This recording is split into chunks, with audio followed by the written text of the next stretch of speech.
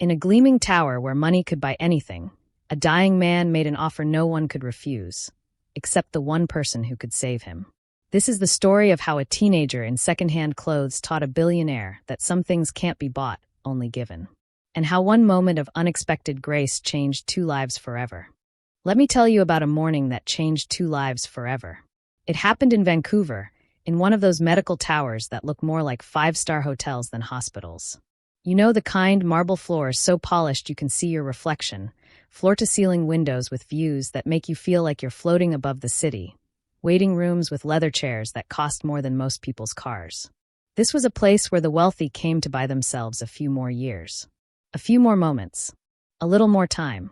And on this particular morning, Richard Hale thought he could buy himself out of anything. Richard wasn't just wealthy. He was the kind of rich that makes other rich people feel poor. Investment portfolios, real estate empires, board positions at companies you've definitely heard of. At 53 years old, he had spent 3 decades building an empire of control. He controlled markets. He controlled people. He controlled rooms just by walking into them. He was used to winning. He was used to being right. And he was absolutely not used to his body betraying him. It started during a board meeting on the tower's executive floor. Picture it. 12 people around a glass table, presentations glowing on screens, coffee in porcelain cups, everyone dressed like they had somewhere even more important to be after this.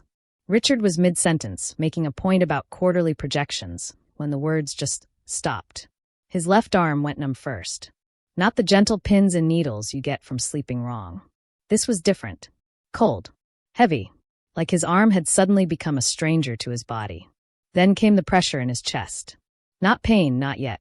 Just this crushing weight, like someone had placed an invisible stone right over his heart and was pressing down, slowly, methodically, watching to see when he would break. He tried to stand. His legs wouldn't cooperate. The room tilted, just slightly, like the building itself had decided to shift. And then Richard Hale, the man who controlled everything, collapsed. Can you imagine? One moment you're running the world. The next, you're on the floor, and the world is running without you. They rushed him downstairs to the medical wing. Private room, of course.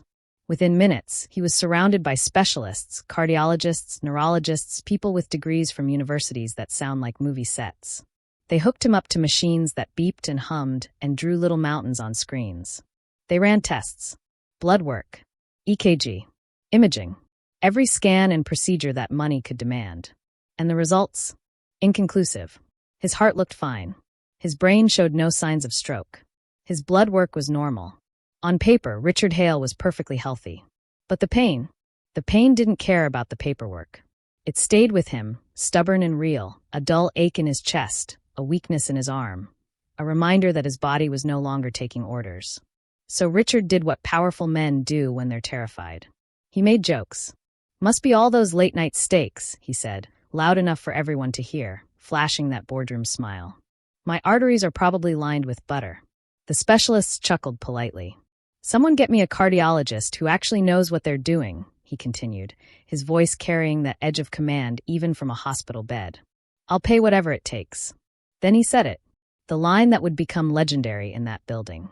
Hell, I'll give $1 million to anyone who can fix me. Cash. Today. He laughed when he said it, trying to make it sound like a joke. But his eyes told a different story. His eyes were searching, pleading, looking for someone, anyone, who could give him back the one thing his money had never been able to guarantee. Control. Most of the people in that room laughed with him. Because that's what you do around men like Richard Hale. You laugh at their jokes. You nod at their ideas. You make them feel like the sun rises and sets on their approval. But near the glass doors, someone wasn't laughing. Noah was 17 years old and looked younger. Thin frame, clothes that had been washed too many times, sneakers with soles that were separating at the toes. He stood there quietly, almost invisible, the way poor people learn to be invisible in rich spaces. He wasn't supposed to be there. Well, not exactly. His mother, Maria, cleaned the offices on the upper floors. Night shift, mostly, when the executives were home and the lights were low, and no one had to see the people who kept their world spotless. But the supervisor had called in sick, and Maria had brought Noah along to help her finish early. He had been waiting in the hallway when Richard collapsed. Watched the commotion. Followed at a distance, curious, as they wheeled the man into the medical suite. Now he stood there listening, watching, seeing something that no one else seemed to notice. While the doctors saw numbers and charts, Noah saw imbalance. While the specialists talked about medications and procedures, Noah noticed the way Richard's shoulders curved inward, the tension locked in his upper back, the shallow breathing that came from years of stress compressed into muscle and bone. You see, Noah had learned to see differently. His grandfather had taught him. Old Carlos had been a healer back in their home country. Nothing fancy, no medical degree, just generations of knowledge passed down through hands and hearts. He taught Noah that the body speaks if you know how to listen. That pain is often just a messenger, pointing towards something deeper. That healing isn't about fighting the body. It's about helping it remember what balance feels like. Carlos had died 2 years ago, but his lessons lived on in Noah's hands. The boy watched Richard joke and gesture and demand. Watched the way the millionaire tried to buy his way out of fear. And something in Noah stirred, not judgment, not pity, but recognition. He knew that kind of fear. Different circumstances, sure. Noah's family worried about rent and groceries, and whether the car would start in the morning. But fear is fear, whether you're counting millions or counting pennies. And right now, beneath all that wealth and bravado, Richard Hale was just a scared man who didn't know what was happening to his body. Noah shifted his weight, uncertain. He was just a kid who cleaned offices with his mom. What could he possibly offer to someone like Richard Hale? But then the pain came back. Richard's face went pale. The joking stopped. His breath became quick and shallow. The monitors started beeping faster, louder, more insistent. One of the specialists reached for medication. Another grabbed a phone, probably calling for more help. And in that moment of rising panic, Noah made a decision. He stepped forward. The security guard near the door noticed first. Moved to intercept. Who was this kid in the worn-out clothes, walking toward a man worth hundreds of millions? But one of the nurses, someone who had seen Maria cleaning late at night, someone who knew kindness when she saw it, put a gentle hand on the guard's arm. "Wait," she said softly. "Just wait." The room fell into a strange kind of silence. Not quiet. The machines were still beeping, people were still moving, but a silence of attention. Everyone watching this teenager approached the hospital bed. Richard's eyes found Noah's. Confused. Desperate. Too afraid to send him away. And Noah, with his grandfather's voice echoing in his memory, spoke for the first time. "Sir," he said, his voice steady despite his racing heart, "may I try something?" There are moments in life that hinge on a single breath. This was one of them. Richard Hale looked at the teenage boy standing beside his hospital bed. Worn clothes. Nervous eyes. Hands that trembled just slightly. Everything about this kid screamed wrong place, wrong time, wrong person. And yet, maybe it was the pain clouding his judgment. Maybe it was exhaustion from fighting his own body. Maybe it was the fact that every expensive specialist in the room had given him nothing but shrugs and inconclusive results. Or maybe, just maybe, there was something in Noah's eyes that Richard recognized. Not confidence. Not arrogance. Something quieter than that. Certainty. "You." Richard managed, his voice strained. "What could you possibly?" Another wave of pain cut him off. His hand clutched at his chest. The monitors screamed their electronic warnings. "Please," Noah said simply. "Just let me try." The head cardiologist stepped forward, objection forming on his lips. But Richard raised his hand, the one that still worked, in a gesture that had silenced boardrooms for decades. "Everyone stop," he said through gritted teeth. "Just let the kid do whatever he's going to do." You could feel the absurdity of it filling the room. Here was Richard Hale, investment mogul, captain of industry, putting his life in the hands of a 17-year-old in second-hand sneakers. The doctors exchanged glances. The nurses held their breath. The security guard's hand hovered near his radio. But no one moved to stop him. Noah approached slowly, respectfully. His grandfather's voice echoed in his mind. "First you listen. The body always tells you what it needs. You just have to be quiet enough to hear it." He didn't ask for tools. Didn't request equipment. Instead, he did something that seemed almost absurd in that high-tech medical suite. He reached for Richard's wrist and checked his pulse. Not with a machine. Not with a monitor. With his fingers. The old way. The way healers had been doing for thousands of years before anyone invented a single piece of medical equipment. The room watched in stunned silence. Noah closed his eyes. Counted. Felt. His face showed concentration, but also something else, like he was having a conversation that no one else could hear. His fingers moved gently along Richard's wrist, then his forearm, pressing softly in places that made Richard wince, then sigh. Your body isn't broken, Noah said quietly, his eyes still closed. It's just screaming. You've been ignoring it for so long that it had to collapse to make you listen. Richard wanted to argue, wanted to say something sharp and defensive.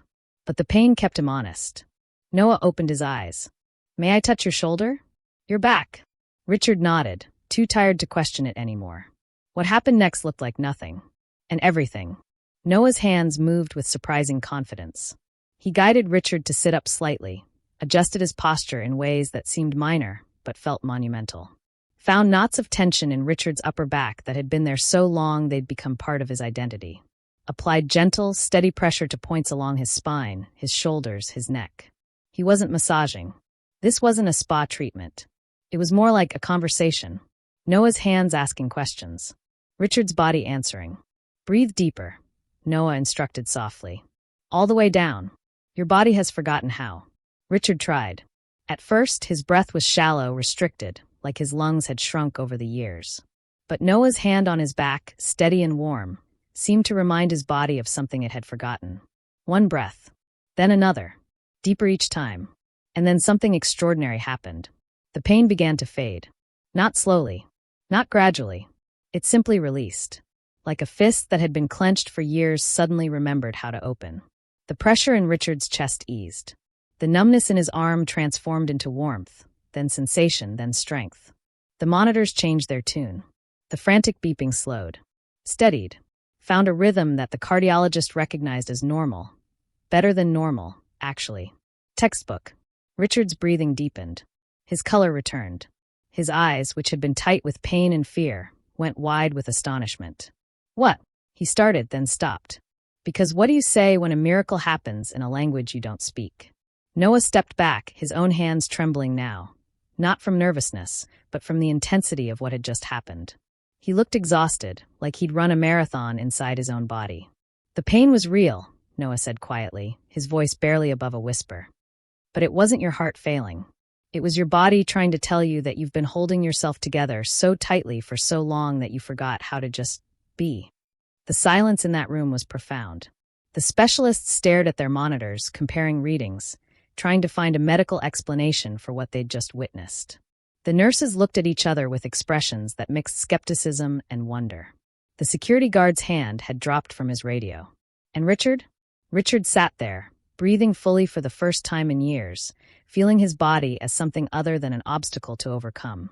Tears, actual tears, formed in his eyes. Not from pain this time. From something else entirely. Relief. Gratitude. And something that felt uncomfortably close to shame. Because in that moment, Richard Hale realized something that his money and power had protected him from understanding for decades. He had been wrong. Not just about his health. About everything. About what mattered. About what real strength looked like. About the difference between controlling life and actually living it. This kid, this poor kid he would have walked past without seeing on any normal day, had just given him something that all his wealth couldn't buy. Permission to be human again. How much do I owe you? Richard asked, and the question came out different than he'd intended. Not commanding. Not transactional. Almost pleading. Noah looked at him with those young old eyes. Nothing, he said simply. But I said $1 million. I'll write you a check right now. 10 million. Whatever you. Sir, Noah interrupted gently. If I take your money, this becomes a transaction. You'll think you bought your healing. You'll think you're still in control. He paused, choosing his words carefully. But you can't buy this. You can only receive it. The words hit Richard harder than the pain had. He wanted to argue. His entire life had been built on transactions, on exchanges, on the belief that everything and everyone had a price. The idea that something precious could be given freely, without strings, without debt, without control. It shook the very foundation of his worldview. Then what do you want? Richard asked, his voice breaking slightly. There must be something. Noah thought about his mother, working night shifts to keep them afloat. About his neighborhood, where people got sick and stayed sick because clinics were too far and too expensive. About his grandfather, who had healed people for free until the day he died, wealthy in everything except money. Maybe, Noah said slowly, just remember this feeling. Remember what it's like to receive something you can't control. And maybe, Pass it on when you can. Then he turned to leave. Wait, Richard called out. What's your name? Noah. Noah Cruz. Noah. Richard tested the name, like he was trying to memorize it. Thank you. The boy nodded once, then slipped out through the glass doors, back to invisibility, back to being just another poor kid in a rich building. But something had changed. Something that couldn't be unchanged. 3 weeks later, something appeared in Noah's neighborhood. Not a fancy medical tower. Not a gleaming testament to wealth. Just a simple storefront clinic on a street where hope had been running on empty for too long. No grand opening. No ribbon cutting. No press conference or photo opportunity. Just a sign. Community Health Center, free services, walk-ins welcome. Inside, there were doctors. Real ones. Equipment. Medication. Everything a neighborhood like this needed, but could never afford. Maria Cruz saw it first on her way to work. Stopped in the middle of the sidewalk, grocery bags in hand, staring at this impossible thing. She went inside, asked questions, received answers that didn't make sense. Who's paying for this? She asked the volunteer at the desk. A donor, the woman said with a smile. Someone who wanted to remain anonymous. But Maria knew. Somehow she knew. That night, Noah found an envelope slipped under their apartment door. No return address. Inside was a simple card with just 3 words in careful handwriting. Passing it on. And underneath, also anonymous, a trust fund set up for Noah's education. Not millions. Not a fortune that would make him uncomfortable. Just enough to make sure that a boy who could heal people wouldn't have to choose between his gift and his survival. Richard Hale never took credit. Never put his name on the building. Never used the clinic for publicity or tax breaks or reputation management. He had learned something in that hospital room.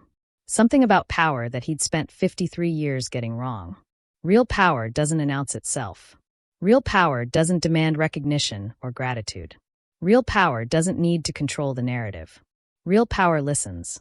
Real power gives without taking.